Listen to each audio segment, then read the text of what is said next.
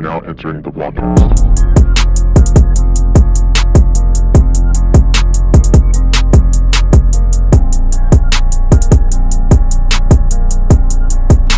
Nurish broadcast, take one.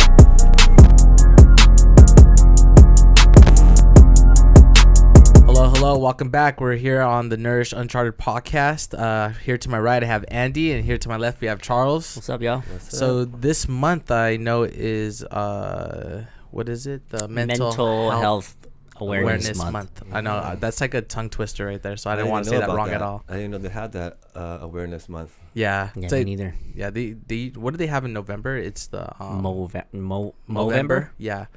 What is Movember? Movember is when you grow your mustache. Yeah. Is that really? But what is going on here? And for what is it? Awareness for gentlemen or like men. Yeah. Men's mental health. I don't know what men's mental is. I don't know how they have breast cancer for women. I think it's No, that's October. okay, but I think Movember is It's something for that's men or similar. something Yeah. like that. Yeah. Just But I mean, something like I that. guess this is another month where they bring awareness to it. But I mean, I know that we're gonna get into that conversation later on in the podcast. But I mean, Andy, it's your first time on. It is. He's always the man Good to have you. behind Yeah. the scenes. So if you guys don't know, Andy's actually been doing all the video work for the podcast. And it's been great. I mean, it's been a process, but I mean, we're perfecting it as we It's been go. a learning process. You think you have it dialed in now? Yeah, we do. It's been fun. Hiring my friends to do it. It's been good. We do have Wes over here behind the scenes. I see him. Yeah. Shout out to Wesley. We I are. mean, go ahead. I was gonna say we are practicing social distancing, but I mean for the podcast and make sure that the mic is sounding nice or the audio sounds nice. We're good. No, We're a keeping family, so everything we're good. straight. Yeah. Bringing that to table. What do you guys feel about the quarantine so far? How's it affected you so far? It's going on till July now. Oh my goodness, I don't get why they're. LA County's a trip. LA County's a trip, man. I mean, they just allowed the beaches to be open now in OC. Yeah, so. but there's so many rules. You can't. The boardwalk is closed. You can't ride a bike. Or you have to keep moving. You can't sit down. You can't sunbathe. The boardwalks are closed. The piers are closed. No fishing. It's just. I think they call it actively opening, right? Actively, you gotta be actively or active something. and keep moving. Yeah. But honestly, I saw pictures and I see my friend lives by the beach, and instead people don't give a fuck anymore. They just sit there and want to get taxed. They don't. I was just talking to my homie yesterday, and I was like, "You can't tell Americans what to do. They don't give a fuck, dude." You can't find everybody if you think about it. You can't. Yeah, you can't. That's another thing. It's not logical to tell everybody to stay home and expect them to stay home and say, "Hey, you're gonna get this fine or that fine." They don't give a shit. They'll just go out to the beach just because. Yeah, it's weird, man. Yeah. He's also telling me too, the trails. When they were not allowed to be on the trails, everybody was on the trails, and now they opened up the trails, and nobody's like really out there anymore. Really? It's a taboo, man. Oh my Yeah. goodness. People want to do what they can't be done. It's weird. Yeah, I think for us, we just been consistently working, so we're blessed to be. Yeah, I in the know. position we're in. We've been actually very blessed to be able to work and actually, thrive and grow. We have been. Yeah. I talked about it before. This is what we train for. This is what we live for. This is where we grow.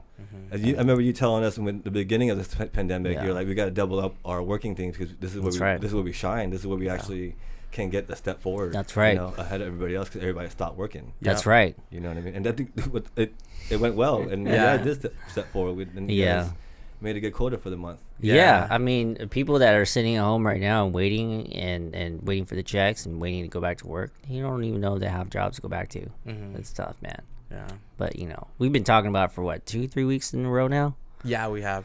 It just seems like there's not an end in sight, bro. Yeah, not I feel right like now. just pushing it back further and further every single time it gets close to opening date. I honestly feel like they're not going to be open, period, to the end of the year.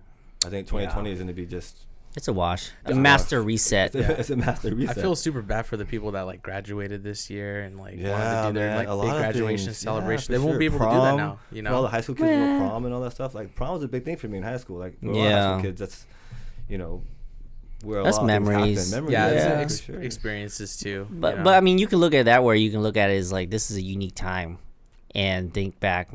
They're always gonna remember this. The history book's gonna write about this year. Like the year 2000, when I graduated, I shouldn't even said that. You're like boomer.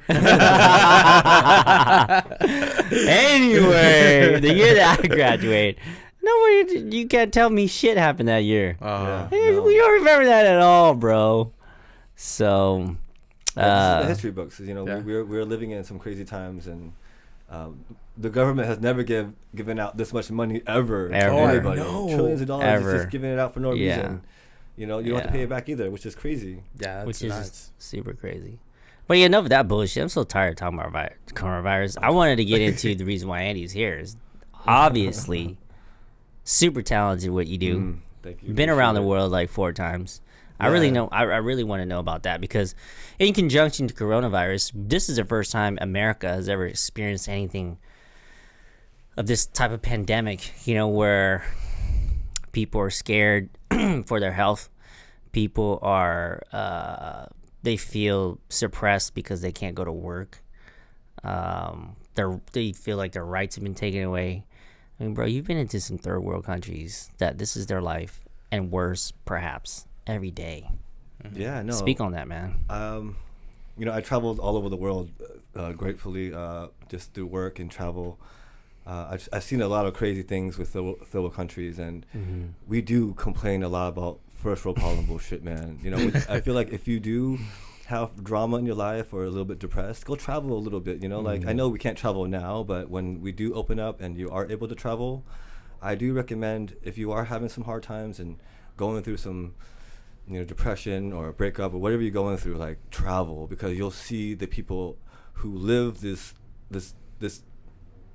frugal life and they're so happy. Yeah. You know, so happy. Like third world country, like, you know, they walk 60 feet to a water hole to get water, or they walk, you know, 50 yards to a hole to take a shit in. You know, like, this is why we sit here and complain about, you know, our water bill or our internet's too slow, you know, or 4G's not working fast enough, you know, bro, like we're sitting complaining about that, and we look at these people, man, they're like young kids, like at 9 years old in Vietnam, working since they were 9. They don't have a childhood because they just know how to hustle. They just know how to live. They need to make money for their family, and they just appreciate life, man. You have to go around and appreciate life. Yeah. But yeah, I'm very grateful to travel. What's one of the places you've been? You know what? Let me rephrase that. What was the first experience you had of that right there? I mean, I know you've traveled many places, many different countries, but when and where? Like a culture shock kind of thing. Yeah, was that moment for you? Were like, oh man, I don't know what I'm complaining about because over here they have less, yet they're happier. Oh yeah, I would say India. I went to India. I would say 2 years ago actually, and man, these guys were. Talk about it, man. Talk about it. You know, at first I didn't really like the idea of going to India. You know, I was like, oh, it's a project, a documentary project. I just go get paid. I had very low expectations on how India was going to be. I didn't really like Indian food to begin with. I just heard very low, like just a lot of negative things about India in general. Really? From who? Your friends, media? Just friends, just, you know, looking online, like a lot of like, you know, corruption and like rape and all this stuff. Yeah, like, I you heard hear a a lot lot of bad things, you know. So I went to India with 2 luggages. One luggage with all my clothes, and the luggage with all food. Really? So I won't like lose weight because I'm actually working out there. If I get stomachache, I get anything. What kind of food did you bring? Like MREs or something? No, like, you know, cup of noodles, some Japanese snacks. Yeah. You know, Cliff Bars, just things on the road, because I'm filming 2 weeks out in India. Yeah. Who knows what kind of stomach problem I can get? Yeah, I feel you know, that. so Right. but it ended up I didn't eat any of that food because I ate all the food there because everything's vegetarian out there. You get a whole menu, everything's vegetarian. So I was just like, boom, I want everything on the menu. So I gained weight out there, but these people live so poorly, not poor, but like they're so happy, but they're so, I would say below poverty line, like just compared to America or compared to India India standards. Well, Indian standards already low. Yeah. But these guys are living below that standard already. You know, like just living on 20 cents a day. You know, Dang. Limited you know. resources altogether. Yeah, man. These guys are like just. They're happy, man. You know, like I talked to this guy. He's making me chai. He's just like a little kid making chai, and he speaks English because a lot of people in India, they all speak English. That's crazy. You know? They teach that in school. No, it's because they were colonized by the right. British, right? Oh, wow. So I didn't know. I was thinking I would go there and I wouldn't understand anything, but actually 90% of people in India speak English. So that was amazing. a trip to me. But seeing these kids, like, there's this river where they it's like this like famous river where people come to die. Oh, yeah, I've I seen heard of that. I I've seen heard of that. And so these people would just come and they'll just sit there and just wait to die. I'm like, wait a minute, there's all these people sitting on the side of the river. They're just with their signs. They're just like, oh, I'm here. I made it. I'm just waiting to die. So they just ask for money, and so they know that they're gonna go to a different life after this death. And so there's like maybe I would say at least 1,000 people just No sitting out there way. waiting to die Were in this these- one area. Were these young people, old people? Oh, they're all old. They're like, oh, I spent my life savings to come here. I finally made it. I'm just here to die. And they just have a sign and a bucket, and the bucket just says for change, food, whatever it is. They just sit there. So all they're day. literally, whether it takes a day or a month or a year, they literally ready are sitting there just waiting They're to just die. waiting to die because they made it. That's like Wow. That's their goal. they spent all their life savings. That's to their come here to die. that's their mecca. So That's crazy. when they die, Yeah. they wrap you in this like fabrics, and when I was walking to this area, I noticed like a bunch of like smoke. I thought it was like barbecue, whatever. Bro. Yeah. And I was maybe like half a mile away. Still, I saw the smoke. Oh, let's go check that place out. And I smelled like barbecue. Like, oh, what's that smell? It smells pretty good.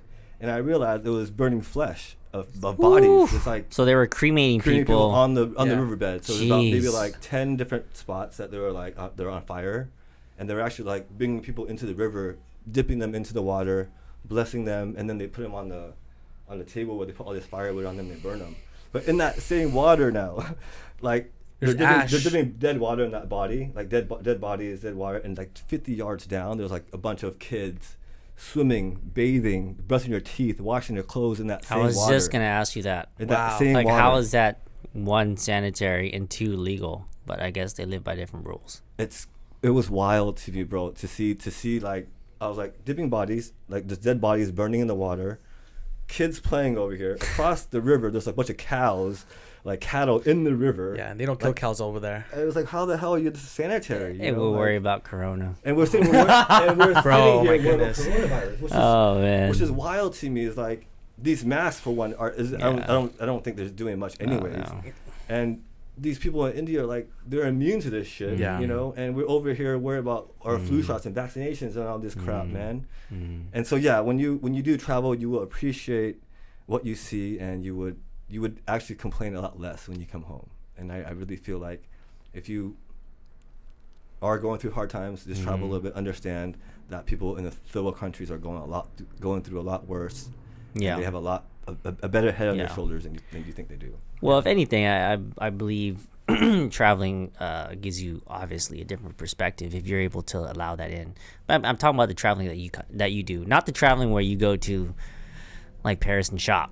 That's it's not very. Yeah, no, I love going to I went to Burma, Myanmar. It was opened up to the country I think 2011. So I actually went 2012. So 1 year after it was open, I was able to go into these temples. Man, these temples are so cool. Like we had a tour guide who would take us, around Rangoon, if I'm correct. But he took us around and he would take us to all these tourist spots. I'm like, yo, man, like I don't want to go where there's like 100 other British people here. I want to go where there's no one around. So I would point at these like big old temples out into the distance. Like I want to go here, I want to go there, and we would go into these temples, and I would like walk in the temples and like move spider webs and like. Oh wow! It was It's like Indiana It was Jones. literally like the first people walking to this temple in like hundreds of years. You know? Wow. And it was the coolest experience, and it's like, wow, how come this country was never open to the world? Why is it open now? You know? Right. And I was there with my camera gear, my drone. Like these kids were so pure. They're the purest kids in the world. They didn't know anything about the world. You know, they were touching my tattoos. They were like looking at my camera. Every time I would put my camera up, there was like 10 kids behind me just following me around. It's like, what am I doing? Like, what is he Yeah. doing? You know? Do they And- speak English? No, none. And they Dang. all put like, they wear like this clay stuff on their face. It's like almost like a sunblock to cool them down. Were they indigenous people or were they Very just much local? so. The Burmese, like they're just, they chew on these like red tobacco. And they spit out. There's red spit everywhere you Oh, go. wow. Everywhere you go, man. And everybody's like, It's grills pretty much red. like dipping. Yeah, very much Yeah. so. But Wow. everybody does it. Even the young kids do it. No way. Yeah. So Wow. going to these places as I travel, man, like all I can say is it humbles you so much, and it gives you a different perspective on how you see life. And so I remember you coming back from India and telling me about it. I just think a couple of things. One, there's monkeys everywhere. True, You're monkeys, telling yeah. me about the Yeah. monkeys everywhere. Cows everywhere. Because Yeah. they worship cows. They worship monkeys. So, They're sacred over there. like, you know, you go to Vietnam, you see like wild dogs, or Asia, you see wild dogs running everywhere. They're everywhere.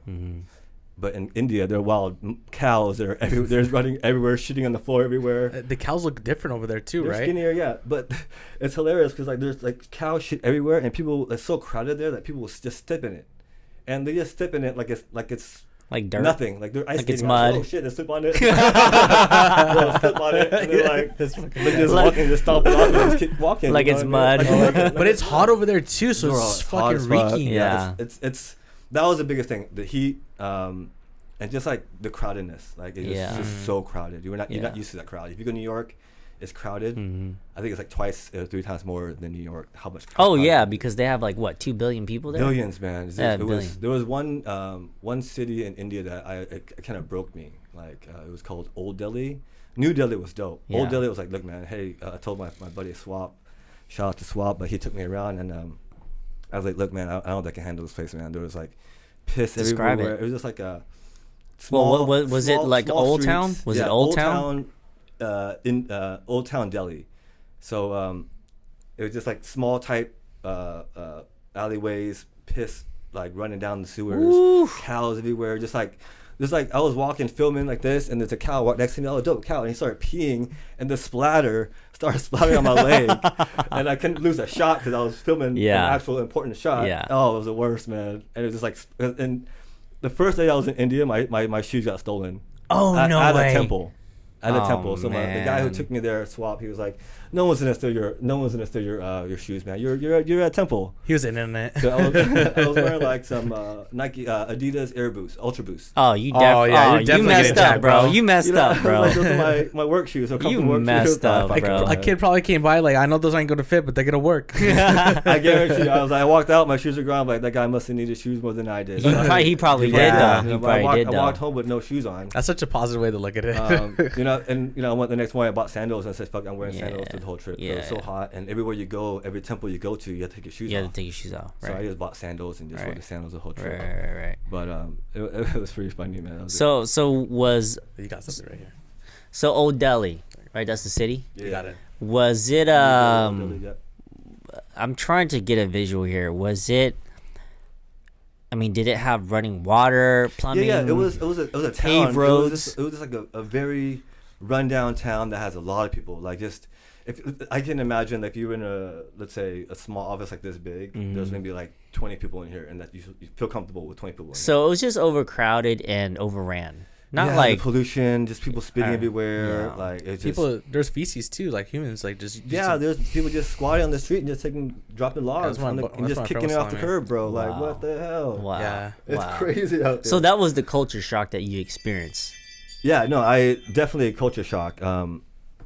But like again, I travel a lot around the world. I travel Right. all over Asia through work, and you know when I go travel to this place, I'm not going to resorts or Correct, or correct. hotels. I'm actually going to the No, camps. so that's the reason why I wanted you on. That's the reason why I want you to talk about it, because the type of traveling you do is, I was gonna say adventure traveling, but that's really putting it lightly. You're really discovering new worlds. You know. Yeah, you know, man, I'm very blessed to have a job where I get to travel, being able to capture things on camera my way.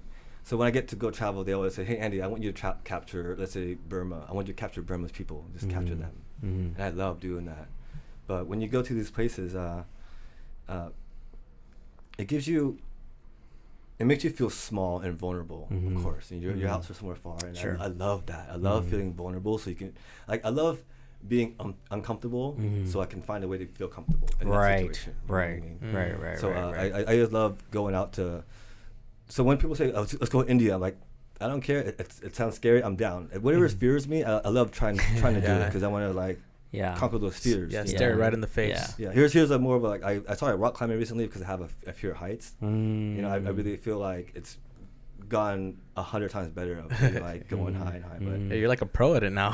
yeah, that's another thing too. So Well, I yeah. mean, it's not really fair because the first time I took this dude mountain biking, he had like this little Target bike. and he killed it. No, I lied. It's not a Target bike. It's like an old hand-me-down. It was a hand-me-down. It was a Schwinn? A Schwinn, A yeah. Schwinn, bro. I don't know if you had rim brakes or not. For those guys at mountain bike out there, you know what rim brakes are. But, dude, this guy was flying down the mountain. My point I'm trying to make is he's just naturally coordinated and talented and good at every sport. He picks it up. So it's not really fair. You can't talk to him about like trying new things. You got to talk to somebody normal. You know what I mean? Like take some months and months to acquire that skill. Exactly. Even with snowboarding, yeah, like that's one thing we love doing together. Yeah. Yeah. I got back into snowboarding because of you guys. I stopped boarding for. Hey, we're adventure boys out here. So Oh, I yeah, mean, for you're my brother from another mother for sure. My spiritual brother. And I mean, I love doing things with you guys. Yeah. It's so much fun, you know? Yeah, it's fun now. It's just like we all get to do it Yeah. together and everything. Yeah. I mean, for sure. snowboarding, I never thought I would be able to pick that up, but I mean, I You just guys are got. killing it. On the Yeah. snowboard, We're all doing little killing it. Jumps and rails. I know this What? guy's hitting the full boxes now too. We were just having fun though. Yeah. I think that's the most first beautiful season thing. you guys are Yeah. actually doing Yeah. jumps and rails, which is Yeah. great because Yeah. being on those boxes are so fun, man. Like, Yeah. once you start riding. Yeah. Because I mean, even when you're just riding fast, it's like there has to be another level to this. You just want Always. to challenge yourself. Always, Because bro. I feel the same way when I'm going wakeboarding. Like I'll wakeboard, and I'll be riding. It's like I gotta do like a flip or something. You'd be getting It bored. gets stagnant. It gets Yeah, bored. yeah, I exactly. feel you. I You feel for you. sure You hit have like to a add some plateau. skills. Yeah. So yeah, I mean, I think we all share that sentiment. yeah, We're all roosters here. Roosters, Which is crazy. yeah. yeah. It is very, very, So- very, very rare to have Yeah. a group of creators that are all roosters. You know what I mean? Yeah, so for the people listening out there, I mean, it's just a Chinese zodiac, and we're all roosters. Yeah. And you're a generation after me. We're the same generation of roosters, Yeah. so it's great. It's That's amazing. crazy. 12 years apart. Yeah, exactly. 12 years apart. Yeah. Yeah. One full cycle. Yeah, man, it's crazy. But you know what? I was gonna ask you because you were talking about your travels and where you've been, and I just want to know, and I'm sure everybody else wants to know, like how did you end up being able to travel so much, and probably how did you get there? Because India's here, but you started over here. So how did Yeah, that? What was over here? I honestly feel when you get these jobs, one is you want to create good video for your client or good product in general, but another big part of the whole relationship is the relationship. You got to build those relationships with those people and make sure they trust you and understand you as a person. Like if you guys don't match and collaborate as a team when you're traveling, oh man, that's tough, man. Like if you don't have the same idea. But Well, how did you get into, I guess, filming in general? I mean, because is that what you fell into it? I kind Yeah. of started with how Josh started skateboarding. All my friends skated. I skated. I was just the worst skater. So by default, Andy, hold. That's the hard to camera. believe. Hold That's the hard to camera. believe. No. I was my two tricks: kickflip up the stairs, pop, shove it, and some rails, and Yeah. that's it. But after I'm done with that, Andy, hold the camera. You ain't got 360 flips. Hold the camera, man. No tray flips, he can't do tray flip, nothing. Yeah, for sure. He Hold ain't the getting on So camera that's no how I more. started. Just doing that. I used to be editing VCR to VCR. That was how we edited back then. VCR to VCR. Stop How and old play, were you? Like, man, I was like 17, 18 years old. Oh wow. You know what I mean? Like, Wow. when we grew up, 17, 18, that was like a very pivotal moment because that was like the gangster years. That's when like Tupac, Biggie was hot. Yeah. Like Yeah. the West Coast, East Coast war. Yeah. So if you didn't claim or you weren't in a gang back then, like you weren't hard, but Yeah. it was tough back then to grow up in that age. But And you grew up down the street, Santa Ana. I did, yeah, Yeah. right down here actually. Yeah. So I remember back in the day, man. I went to a lot of funerals. A lot of friends got shot, stabbed. Coffee shops would get shot down. My house got robbed. Five guys going to my house, gunpoint, pointing guns at our heads, pulling us out into the room, robbing our house, tied us up. Like that was crazy. That was like 94, I think, 95. Wow. Damn. That was a crazy I incident. was barely one. Yeah, so that was like gangster. I remember people get out of jail would knock on my window and I would take them home from jail because you don't get released at 8 p.m. You get released Yeah. at 3 or 4 in the morning. Yep. Yeah. Yep. With a brown bag and Yep. everyone would knock on my There you window. go. Get out of here. And just Yeah. leave at 3 or 4 in the morning. Mhm. Yeah. And so I would just take them home, take them to Carl's Jr., get a fucking burger before I take them home. Mhm. I would do that at least once a month back in the day. Damn. And that's how many, a lot of our friends go in and out of jail back then. So, I think Charles and I grew up in a very tough A different time, yeah. A very, very different time. Yeah. Different time. So I just started filming back then, and just wanted to get out of that gangster life, man. I started like, look, if I told myself if I could start making money filming, I would get out of that slinging life. Like start like stop slinging, weed and coke on the streets and all that stuff. And I started getting paid at doing film, and I'm like, man, I can actually really do this, and just really put my mind into doing it, and just kind of set my manifestation into motion by just putting myself out there for free. If anybody's doing any shoot, or if anybody has any simple, is even an interview shoot, like a talking head, hey, can I go in there and ask questions and just be on set? I took a couple of film classes at OCC, but I really didn't really learn too much. I learned maybe terminology here and there, but I really feel like put yourself on set, get yourself on a set, find a mentor that you look up to, and proceed your career that way, or even make it a hobby first, because don't force yourself to do something just because for money. Do it because you love doing it. So make it a hobby first, and that will turn into money afterwards. Yeah. So for me, it was a hobby to film, to take pictures of my friends, and it just became a profession. Were you self-taught?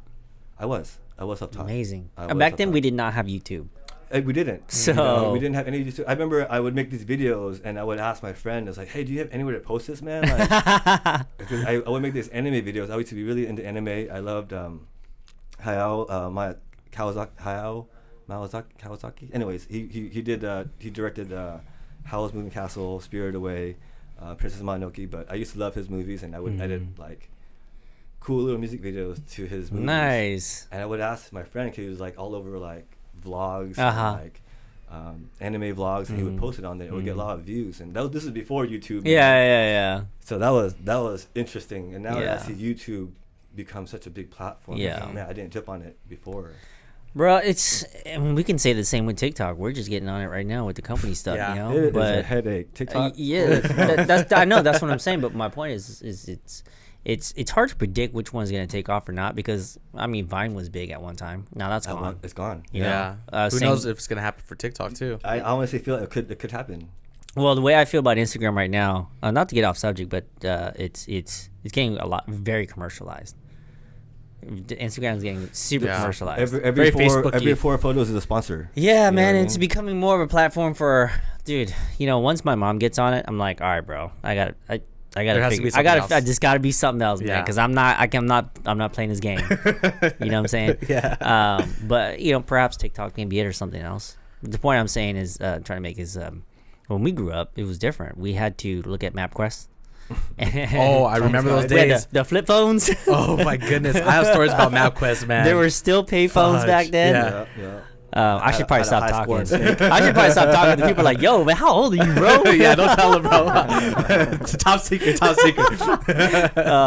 But no, I wanted to know when. Well, you're obviously self-taught, but when was your first like real thing, like real gig? Like you were like, yes, I got this. When I got my first job in Vietnam, man, I was filming. They were filming one of the biggest budget movies in Vietnam, which is called The Rebel. And back then, 1.5 million in Vietnam was a lot. Oh, I think you showed me that trailer. Did you do a trailer or something? You showed me that. Well, I was like the assistant editor for that project as well. Yeah. So they hired me as a behind the scenes and an assistant editor to go there and like label footage, and that was the worst job ever. But anyways, it got me in the door. Yeah. So I was doing this labeling and just making sure that everything was organized for the editor, and also doing behind the scenes. But I learned so much being on set, and like there's this DP. His name was Dominic Pereira. Shout out to him, but he was dope, man. I was like, what the hell? Like, you're lighting sets with one light only? Like, you only use one light? Yeah, he's balancing light and just like amazing DP. So I took that, and I was like, I followed him around set for 6 months, just asking him questions, filming him, because I had a camera shooting behind the scenes. I would shoot him like lighting things and how he would do things, and definitely learned a lot through that. And like I said, just put yourself in the fire, man. Yeah. In order for you to do that. Yeah.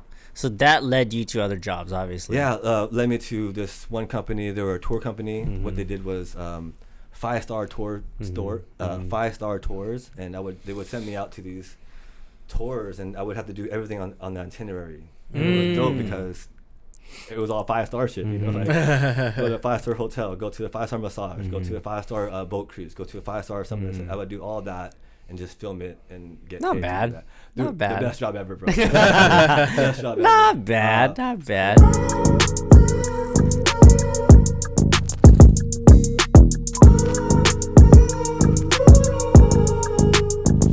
But there was one job when I went to in Thailand. I want to tell you this one job. So I was there for Thailand. I told the producer, can I get there 4 days early because I want to like spend time in Thailand. And I get there and we get to this one beach and we were setting up camp under this beach and we got kicked out because it was a pirate beach. The security guard comes like, hey, you guys got to leave. Like, you guys can't be here. This is for the resort only. All right, cool. We get up. Our driver is taking us to another part of the beach, but we can't get anywhere because everything's closed for some reason. And then we found an opening. We're like, hey, if we stop here, we just go to the beach, man. So we get out there, and the first thing I see is a guy drowning. Oh, right? shit. That's the first thing I see. I walk to the beach, like stretching my arms out, and I look into the ocean. I'm gonna go for a swim, and I see this guy like just waving his hands frantically, right? I'm like, what's this guy doing? He looks like he's drowning, Man. right? And so I walk to the ocean a little further to the shore. I'm like, oh, the guy needs some help, man. Right, and so I took my shirt off and I go to the ocean. Yeah. And I'm just I'm swimming kind of like hesitant because I'm not sure if he needs help or not. Because he's still kind of like, but when I get closer, he looks super tired and he has another body next to him floating, face down in the water.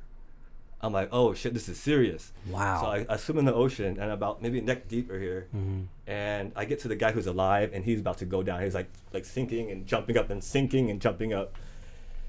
And I put him on the boogie board, and I was waiting for a wave to come, and I was waiting for a wave, and I push him, and he didn't go. He wasn't kicking; he was just like laying on there, and I wouldn't go. And I'm like, wait, do I help this guy or help the dead guy? Help this guy or help the dead guy? And so I'm just like, all right, this guy's still alive. Fuck, let's just get him onto shore. Yeah. And so the next wave comes. Lucky it was a bigger wave, and I push him. Boom! I was like, kick, and he's not any English. He's some Chinese guy. Yeah. And so he started kicking, and the wave got him. And I turned around, and I turned the other guy around. Oh man, he was like bloated. His face was purple. Lips were like this, like white. And I just kind of like started swimming backwards, put my arms under his armpit like this, and started swimming backwards. Started swimming back and started screaming, "Help!" to like the people on shore, like help. And then, but no one was helping. I was appalled. Like, no one would like come and help me. I was pulling him off the shore. I got him to like the sand. I was dragging him on the sand. Yeah. The waves are crashing. His body's like. Yeah.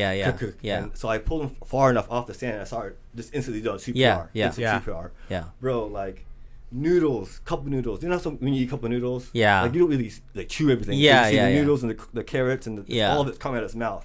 Oh man. So I'm just pumping, and my buddy Danny and Charles were there. I'm sorry, Danny and this girl named Tracy. She's like a yoga instructor. She took CPR classes recently, and I was like yelling at her, Tracy, I need your help, man. I'm doing CPR. Like, I was like, water is gushing out of his mouth, and I we could save him, man. Like there's a lot of water coming out. We could save him. Tracy, I need you to help. And she kind of froze.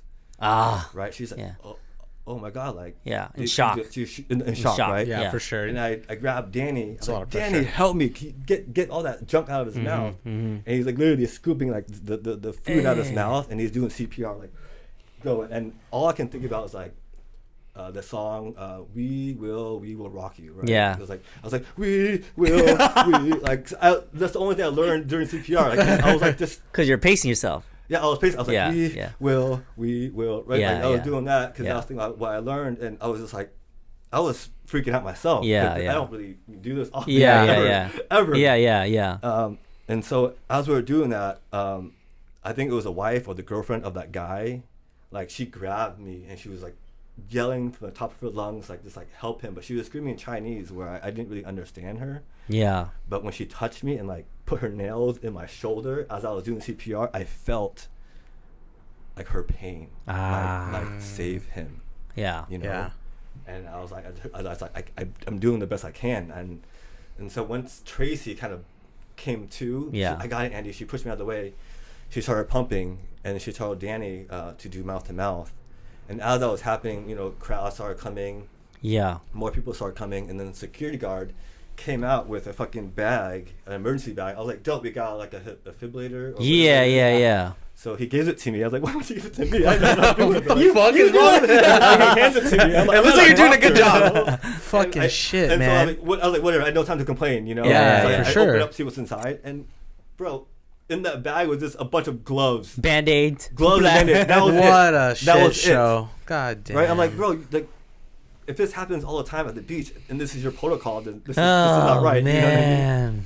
So that was like an incident that happened recently on my travel tour that kind of made me realize that life is a lot shorter than it is. Life is a lot shorter than Because I was there at the right moment, at the right time. Mm-hmm. You know what I mean? Like, Yeah. I look at it, I say one guy. Mm-hmm. You know what I mean? Like, we weren't even supposed to be there. We got kicked out of the first place we were at. Yeah, you know? yeah. It was just like the universe throws you in these places so you can and see how you react to them. Yeah. If you react the right way or not. Yeah. So what ended up happening? So that one guy died. Other guy survived. Uh-huh. So I tried to go to the hospital nearby to check up on him. And I asked the nurse. They wouldn't let me see him. I was going to check the guy that was in the hospital today. Like one guy passed away. Damn. Well, he passed away on the beach. He was already.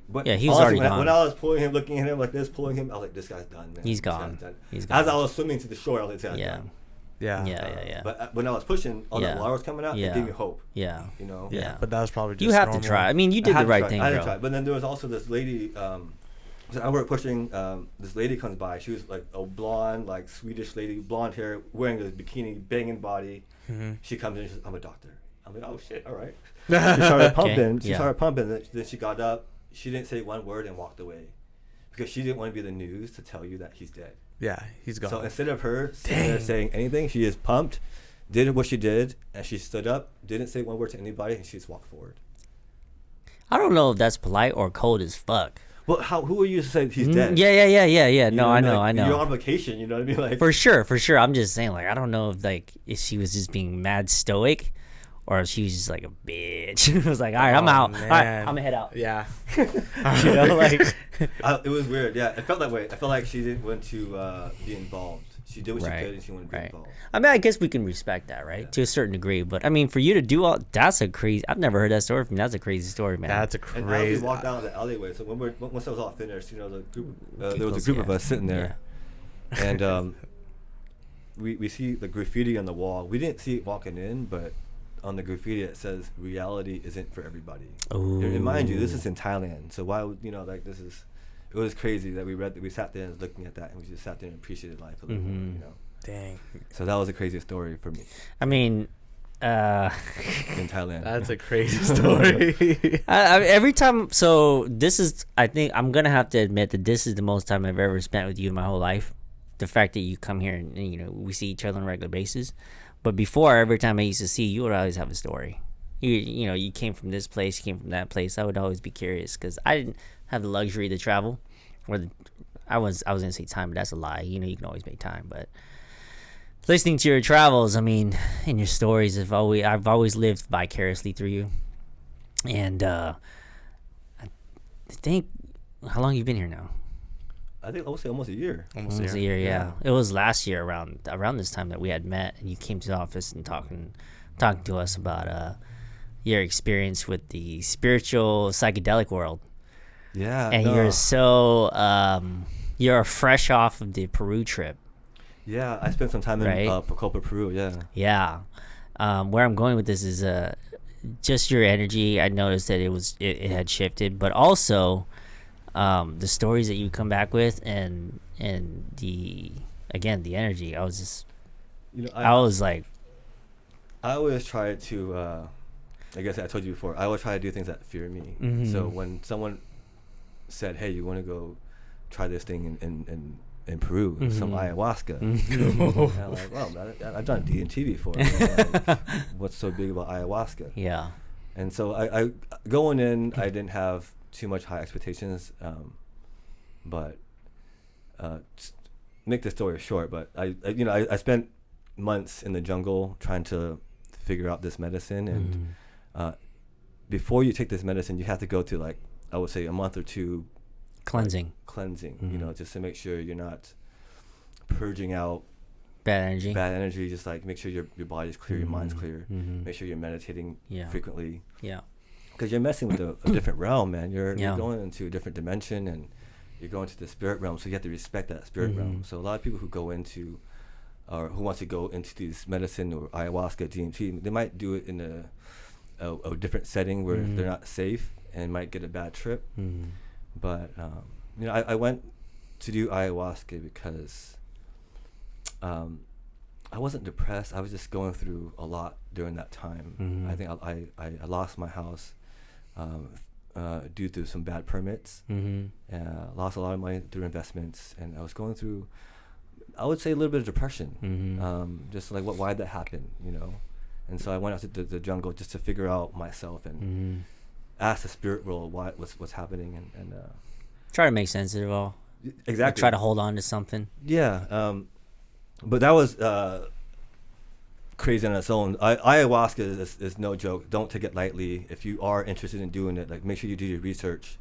And if you do go to Peru, make sure you find the right shamans, because shamans are really, really important. You know, like, there's a lot of fake shamans out there that just want the money, because if you think about these ayahuasca experiences, they're about $1,000 to $2,000. It's expensive, man. Per experience. You know what I mean? And if, let's say if you were a person living in Peru, your daily wage is like $25 a day, but you can become a shaman. Just get yourself, wear an outfit and wear some, you know, sure, you wear a shirt and pretend you're a shaman. Yeah, and you can charge fake the funk. $1,000. You know, For sure. There's a lot of people out there right now doing that.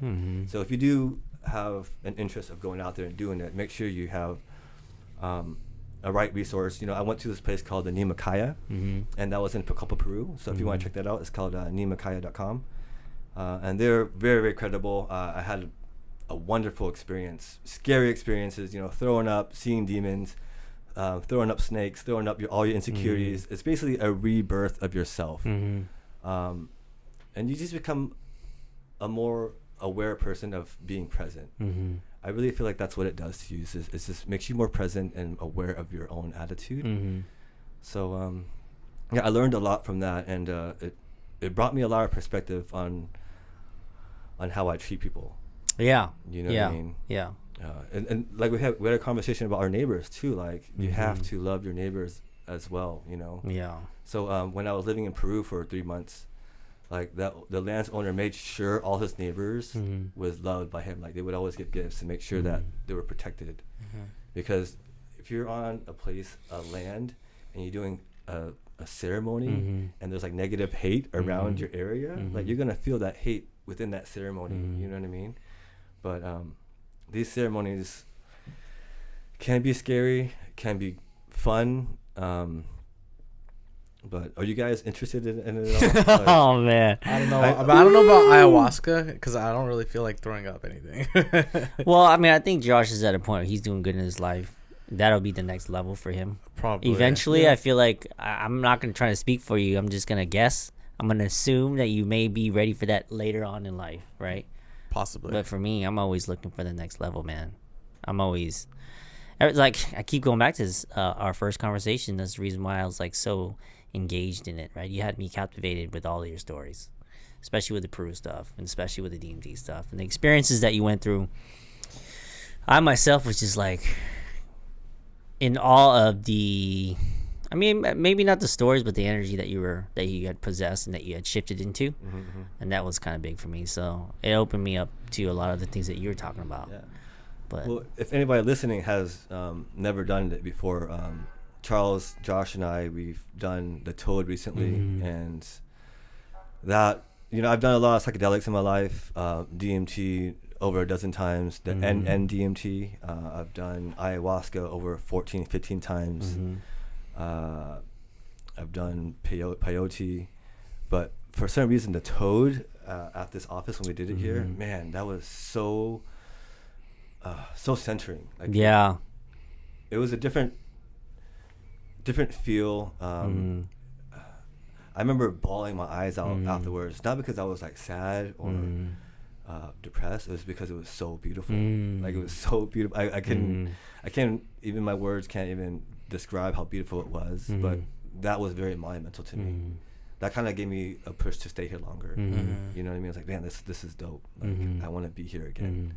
So I definitely feel like if you are going through some hard times, and look into these other avenues, because it could help. Because people talk shit on pharmaceuticals and Vicodin, and it's killing a lot of people. But this medicine, this is, of course, not FDA approved, but do your own research. And I would listen to people who actually taken the medicine, and I always tell people, look at testimonials. Don't look at a documentary that BBC made or CNN made. Like, watch testimonials. Like, do your own research on these things and figure out who you want to trust your soul with. Yeah.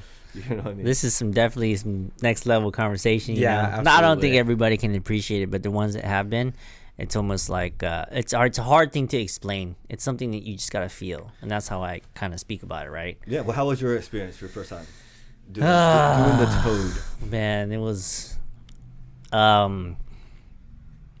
amazing in the fact that amazing in the sense where all the whole spectrum of even talking about it, you can't describe it, right? You can't describe it because really, if I'm trying to describe it to somebody who doesn't know what I'm talking about, let alone somebody who's already been through it, you still won't get it because every experience is its own experience. That's why it's important to, like Andy said, cleanse yourself prior to it. Not 1 or 2 days, but like if you were to take it serious, I would probably cleanse for a month. You should. You know, I did it for 3 months. Yeah, but the reason why I say that is because everybody's experience is different. Mine was very different. I went into it with no expectations because that was like the open format we had. Yeah. But also, I didn't know what to expect either. So I was like, I am not expecting nothing. I was definitely intimidated. I wasn't frightened, but more so intimidated of how I was going to come out on the other end. And it was different. The best way I can describe my experience is that lots of people have said that right before you pass away, right, you pass into the next life, your body produces this natural you DMT. The DMT, right? And so I woke up thinking and processing in a daze, obviously. But after several weeks, got back to my normal self.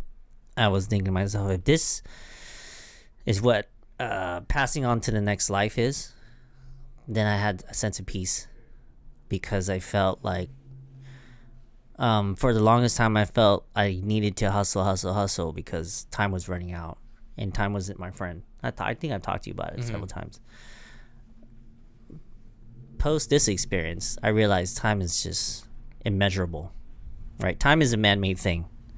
You and I may be a certain age. But that's because somebody else told us we're a certain age. Sure. How I feel inside, it's still very childlike, and I still feel very young, and I still feel full of life. Sure. But if I were to quantify my body with my age, it would naturally psychologically make me feel older, so it'll make me feel tired. You would 100% feel older. Yeah, feel older, feel tired, feel like, okay, well, I'm not supposed to be doing these things because I'm this because you're age. Telling yourself you're this age. Right. So, not to get into a deep rabbit hole with that, where I'm going with this is post the toad, I feel a sense of peace in the sense where, okay, it's more important to be in the moment than it is to be in, tomorrow or yesterday. I mean, even though we say all that, we still do it. I just make it a point to be more conscious of that. So the next few days after it, especially the next few days after, I wanted everything to slow down. I wanted to take my time with things. I wanted to listen to conversations. I wanted to be my thoughts. I wanted to feel the wind or look at the trees. I know it sounds super weird for the people that don't know it. Yeah. When you come out of those things, you do appreciate those things. The leaves, the way the leaves blow in the wind, like those are things you appreciate. That's what being present. Yeah. So I felt to kind of bring it home. I felt at one with Mother Nature, and I think I wanted to be present because I was really in this childlike state and rediscovering everything all over again. Especially simple things like how green, I'm looking at that and like how green, a certain tree is, or how wonderful a breeze feels on your face. Something very just so simple that we take for granted every day. Every day. And that's what I'm saying. It gives you a sense of appreciation. Oh yeah, absolutely. And being present is so important in that medicine. Yeah. People call it drugs. I call it medicine because, man, I don't. This is just my opinion, but I don't really believe in a lot of therapy. Yeah.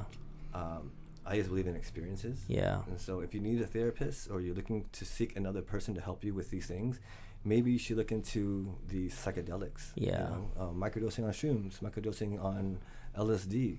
Right. That can cause a different shift into positive thinking. You know what I mean? I think that helped me with a lot with my depression. With microdosing LSD helped me a lot. You know, we're not doing it to get fucked up, man. We're not doing it to go experience at a rave. I'm doing it. The other day, I would say 2 months ago, I went to go. I did LSD out in Joshua Tree, and I sat there for an hour just meditating with the medicine, and that was the best LSD experience I had in my life. Yeah, I mean, I think you're doing it in the most responsible way, I would say. I mean, just like anything, though, people can abuse anything. Sure. Right? Yeah. People can abuse sugar, alcohol. They can abuse. Honestly, eating too clean is even bad for you. True. Yeah. Being too healthy, right? Being too healthy is bad for you. But I don't want people to think like, hey, we're here condoning it. But from our experiences, this is what we got from it. And if you're responsible and you're willing to do the research, right, connect yourself with the right people and surround yourself with the right circle, then I strongly believe that this type of, like you said, medicine does a lot for your mental health. For sure. Does a lot for your mental health. And that was the number one thing I took away from the Toad. It gave me that gift. Amazing. And I think I even told you, going out of it, I had a lot of emotions coming out of it, during and coming out of it. But I also remember telling you, like, whatever I had felt was the most overwhelming thing I had ever felt. Yet I feel like I was only scratching the surface at maybe a 5%, 10% max, right? At the time I said, 25%, but now I think about it, it's like maybe 1%. And it was so overwhelming in that sense. It was like, it felt like a tidal wave, right? I can only imagine if I were to completely surrender.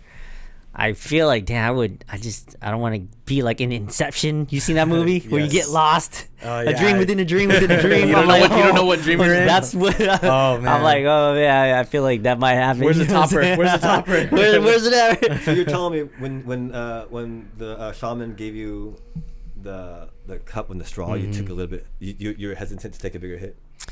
I was very resistant even up to that point. And even after I had already exhaled the medicine, I was still resistant to the point where the medicine just took over itself. At some point, whether you make a conscious effort to surrender or not, it will force you to surrender because it's so overwhelming. Because like I said, it's like a freaking wave. You have no choice but to surrender. You have to. So at a very early point, I was like, all right, this is overwhelming. I need to just let go. And when I let go, it just took me on this ride, man. Not on a psychedelic ride. It took me on a spiritual ride that was, you cannot explain it. It was like, saying it was a dream doesn't even accurately explain it. Telling you it was a fantasy is like, it's super inaccurate. It was energy. Now I'm seeing things in energy. I don't want to get into that right now, but I really do see things in energy. Transferring energy, sharing energy, absorbing energy, giving energy. It's all attracting energy. It's all energy, man. It's all energy. Very, very true, man. Yeah. That's crazy, bro. Man, this is a fun conversation. Yeah. I know we jumped around a few times, but we did. It was definitely. We got to continue this. That's why that's a large the reason why I wanted you to be on here, because we have these private conversations ourselves anyway, and it feeds my soul when we get to speak about things like this. Yeah, it's leveling up, man. Yeah, I always tell people it's level up. Look at Mario Brothers, Super Mario Brothers. You see, he's used this example. I know. It's a great example, man. His examples, I love it. When he eats that mushroom, what happens, man? He levels up. He grows. He levels up. Yeah. Right? So eat these psychedelics, y'all. Eat them because it would evolve your mind. Even it would just make you more present and understand life a little better, and it would make each step a lot easier to take. You know what I mean? Those are my words of advice for y'all. For sure. If you're all looking to do this. For sure. For those who don't believe us, look up Mike Tyson. He talks about it all the time. Also check out Joe Rogan. He talks about it all the time. And you guys can do your own research. There's a documentary on Netflix called the DMT Molecule. That's a great one to listen to.